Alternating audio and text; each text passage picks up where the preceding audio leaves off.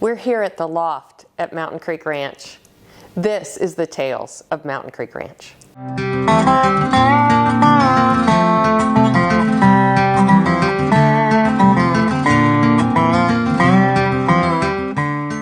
It is time for a great, perfect cup of coffee. It's cold outside. We're here in the loft at the ranch. We got a nice fire going. And what I'm really craving is a great cup of coffee. So I've been studying how to make a great cup of coffee. I'm going to grind some beans here in a minute. And I'm using some new coffee that I bought online. And I'll be 100% honest with you. The reason I bought it is because rips on the package. So this is free reign coffee. I saw it, an ad popped up on my feed about free reign, and I love Yellowstone, and it's Rip's favorite coffee. So I thought, hey, I'm gonna try it. Well, I've already opened the bag. I've already had a few cups, and I'm telling you, American Dirt is now my favorite coffee. So I'm gonna teach us, me along with you, learning this, how to make a perfect cup of coffee with a French press. And we're going to use Rip's coffee to do it. So what you want to do first of all when you grind your coffee is you want to make sure that you've got a pretty coarse grind for a French press. Because the beauty of a French press is it pulls out the wonderful flavors of the coffee bean.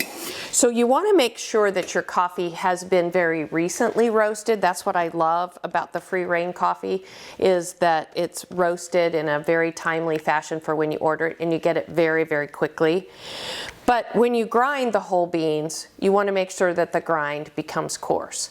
And so you're using the proper amount of coffee for a French press. Now I want to make 2 cups because I'm going to make one for my business partner Brandy and myself to enjoy on this great cool day.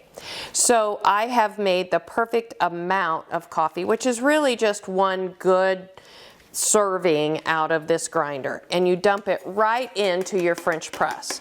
And again, it's a coarse grind. The next thing that matters the most is the quality of water you have. So you want to make sure that you're using filtered water. You want to start with really cold water and get it good and hot. But you don't want to boil your water. You want your water, so boiling water is at about 212 degrees. And if you can keep your water somewhere around 210, 209 degrees, that's the perfect temperature to leach that coffee out of that coffee bean and give you the best flavor that you can have. So we're going to now pour, and we want to pour kind of gracefully, not just totally and completely destroy that ground and make it all clump up, but kind of swirl it around and pour that coffee in there, the amount of coffee that you need for 2 perfect cups with nice filtered water. All right, that sounds good to me. Now, the next thing we do is we press. This is the top of a French press. I love the stainless steel French press because it keeps the water really good and hot. And you set it on there, and then you let it steep. Now, I'm a big dark coffee, rich coffee person, kind of a coffee snob actually. And I like it rich and I like it strong. So I'm going to let it steep for about 5 minutes before I begin to press. Okay, so we've been letting our coffee steep for about 5 minutes, and now we're getting ready to press. And it's as simple as pressing. You just put your hand on the plunger of the French press and push it down. And it's kind of a slow process because you don't want to miss the opportunity to leach out a little bit more, but also you don't want to create havoc with all of your grounds. So you just press the French press down until you can't push anymore. And that means you're at the bottom, and you squished all of those coffee grounds down into the bottom of the French press. And all that's coming up through the sieve is beautiful, wonderful Rip coffee. So I'm getting ready to pour it into our little mugs for Christmas celebration. And look at that beautiful, wonderful, rich coffee that's coming out. So I'm excited to share this with you guys, but you know I'm a leadership coach. So what in the world have I learned from this about leadership? Well, ingredients matter. Process matters. If I had bad water, I wouldn't have good coffee. If I had bad coffee beans, I wouldn't have good coffee.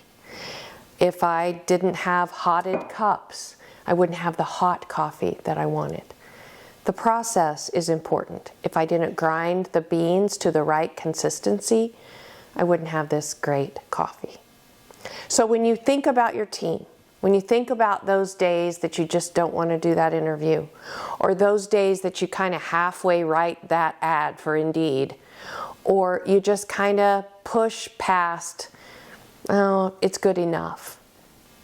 Remember that at the end of that, your product's going to relate on how much energy you put into the process, how many great ingredients you added to your finished product. So as you begin to look at your new year, think about what ingredients do I need to have and what processes must I always follow to make sure I have the best team possible at the end of the day. Cheers.